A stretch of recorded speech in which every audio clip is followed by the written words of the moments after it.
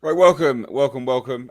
I haven't actually done a review of Star Trek Picard, episode 3. I've done episodes 1 and 2, and then I did speak to the guys over at Midnight's Edge to do my review of episode 3. But and I thought to myself, should I do a review of it? Should I do a review of it? I don't know. I have no idea. Should I do one? Should I not? So what I thought I would do is I'd record it live. People can jump on if they want, and I just talk about it basically. So this is live currently, and then I'm going to skip over and it will just be readily available for people to go and check out after the fact. So I'm not going to be interacting with people, in the chit chat room. Maybe towards the end, but my God, this episode was fucking boring. It was just terrible. And that's one of the reasons why it's now nearly a week on, and I'm just reviewing it now because it is so boring. Star Trek Picard's episode 3 is called The End is the Beginning. Episode 3, and we're still not even in space. We're still not even in space. Where's the Star Trek in? Just call it Picard. It starts off with the worst nickname I've ever heard Jean-Luc ever be given. JL. Oh, sup, JL? Sapnin, JL, my dude? All right, then. Since when did Picard ever have the nickname JL? When was that a thing? Never. Never, ever was it a thing. In fact, I'm pretty sure Jean-Luc Picard would probably bitch slap someone if he was called JL. Like, he would take great offense to being called JL, right? And that's how it starts. It starts off with this bizarre introduction of Picard over at Starfleet. He's at Starfleet and he's laying down the law. He's like, right, if you don't do this, then you're going to have to accept my proposal or accept my resignation, right? Which is funny because in episode 2, we get that mic drop moment of the sheer fucking hubris. And that's become a meme in and unto itself. And that's hilarious. But what are they trying to tell us here? That he does have hubris or he doesn't? Because that moment in episode 2 is played up as, oh, this woman's a bitch for saying sheer effing hubris, right? But then in episode 3, he's literally got hubris. He literally goes there and says, do what I want you to do or accept my resignation, thinking that they wouldn't accept his resignation. So between episode 2 and 3, they've literally got amnesia on what they're trying to tell. Where they're trying to go with it, right? And then we get that stupid nonsense of, oh, JL, hey JL, and all this kind of crap. Like, fuck off. And I'm only going to pinpoint some snippets of what I really hated about this episode because it was just terrible. It's so boring, and it's gone nowhere. I think is it 10 episodes or was it 8 condensed into 6 or something like that? We're nearly like halfway through the bloody the season. What's going on? Hello, everyone in the chat. Hey, Angela Murray, nice to have you on. Side note, everyone, follow me over on Instagram and Twitter at Mr. H Reviews, or one word. I'll get back to my review now. I just simply don't understand why it's so bad. How is it so bad? Well, Picard is one of them. He's one of the main reasons why it's terrible. Patrick Stewart being front and center, a lead producer. He's essentially turned showrunner now, right? He's able to have writing credits. He's able to force the show in the direction that he wants it to go in. We get our first little spicy bit of space travel. He goes up to space on this ship that he's supposedly going to go on, and we see this weird multiple people of like an EMH of the captain, but not a captain, and he's supposed to be like Logan.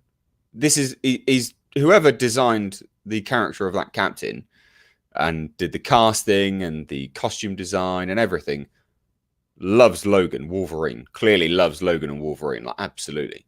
Because he's there, he's drinking whiskey, he's got a cigar in his mouth, he's got gruff Logan-esque beard. And yeah, that's it. He's an X-Men fan for sure, whoever designed that. But then, hilariously, Dave Cullen, Computing Forever, pointed this out, and it's a very valid point. Everyone who's got an Irish accent in this is almost like a leprechaun. It's very strange. Like, the captain put for one of his EMHs puts on an Irish accent, and it's it's a terrible accent. It's awful. And you should watch his review of it because it's very, very, very, very funny. And nothing really happens.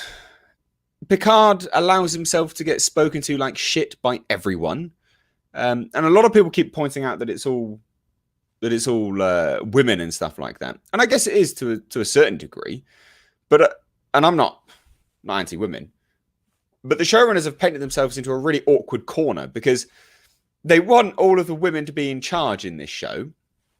No, progressive, who cares? That's fine. But then all the women in charge are plotting to ruin the world. Like, what? What are you doing? I don't understand it. Doesn't make any sense. We got this this Vulcan turning up. Now, Vulcans apparently have evolved to have like some third eyelid or something like that, some lens where they can block out the sun. She turns up, the most inconspicuous you've ever seen her in your life, wearing sunglasses, this Vulcan chick from Starfleet. Why? Not only does it go against their physiology in the show, but it just is why? Who thought that was a good idea?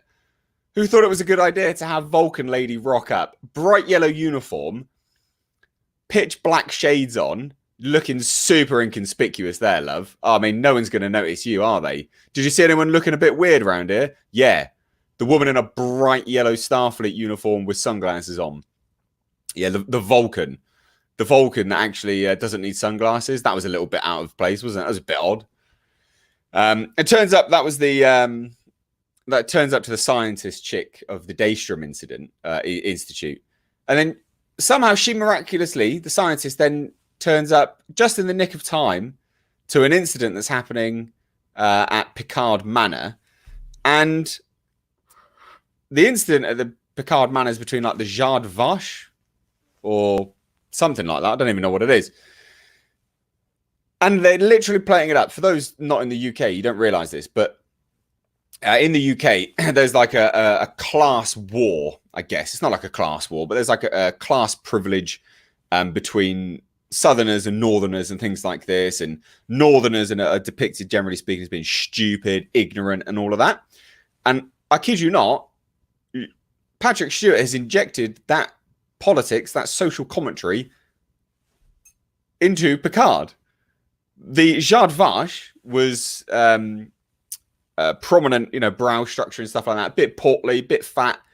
The guy which they doesn't kill himself, and they say, stubborn Northerner. They got some stones to keep making this crap. They got some real stones to keep making this crap, and it plays on really weird stereotypes. The progressiveness of these showrunners, so progressive, so intolerant, so tolerant that they are now intolerant. Unbelievable. But one thing I found very strange about this is that the scientist turns up right in the nick of time, and has a gun out of nowhere. I don't see how she picked up the gun, but she has a gun. She literally steps through. She's obviously in Picard Manor prior to entering the room, and she kills someone in the nick of time. But she would have got the gun before she got to that room. So how'd she get to the gun? So that doesn't make any sense. And yeah, like people in the chat now are saying, because I'm doing this live, this review will be up on the channel later on.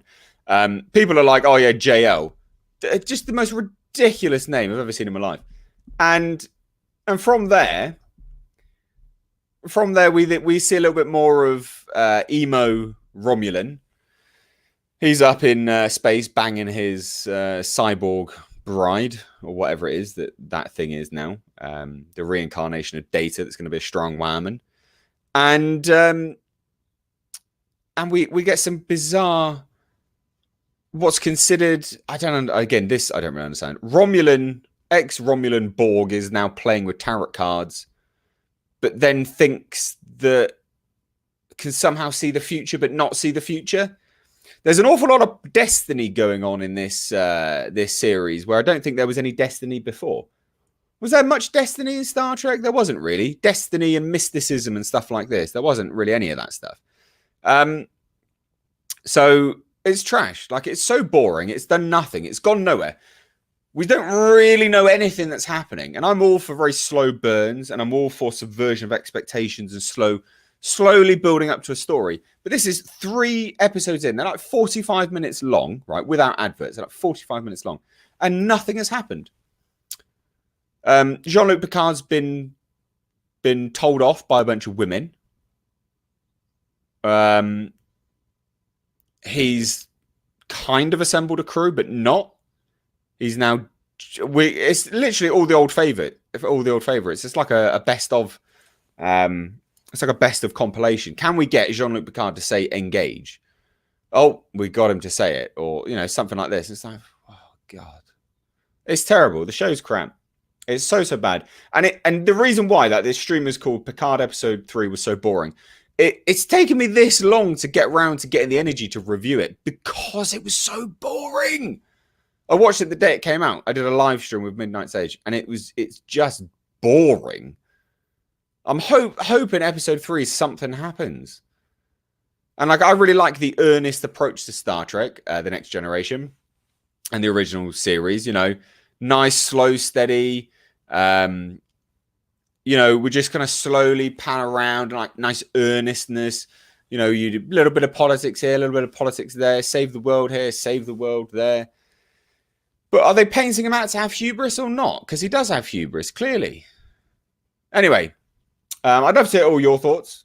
So please do leave them down below. You can stay or you can go now, because this is my review done. And to all the people that have actually joined in on this live stream, this is now where I will sit and talk to some of the live streamers briefly and take some questions before wrapping it up. So if you're here now on the live stream, I just thought I would review Picard with a live stream instead of doing a pre-recorded thing. So thank you all for tuning in. If you've got any questions, just drop them in the chat box now. I'll get to a few and then I'll bugger off. If you're wondering why I'm in a coat, I should have said this at the start. I've been doing, if anyone's been following my 370Z videos, my Z videos, my louver's been snapped. I've been trying to repair it, but my house is all fumed with fiberglass resin, so it just stinks. So I've had to aerate the whole house and have to wear a coat because it's winter in the UK and it's freezing. So bad time to start trying to do body work inside. Not cool. Bricks and mortars. Question I had was on one episode, they had these transporter doorways in the street. They didn't have entrance and exit ones. Wouldn't people be walking into each other all the time? Yeah, well spotted. Absolutely well spotted. Emo Romulan said, didn't know Romulans can be shot. Yeah, that's the other thing. Emo Romulan was getting awfully fresh with his sister, wasn't he? Down in the deep, dark alleyways of that Borg ship. They were getting real close up to one another. There's some sexual tension going on there. Some incestuous sexual tension going on there. Yeah, not cool. Not cool.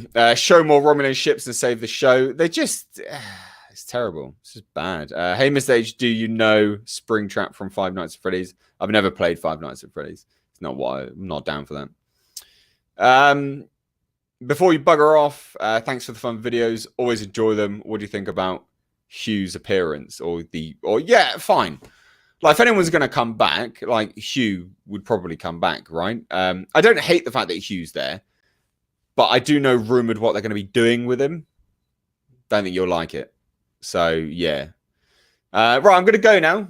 I hope you enjoyed this. This will be back on the channel later on if you want to watch the whole thing. But cheers for coming, guys. I am going to be live streaming again soon. Maybe tonight, maybe later on tomorrow.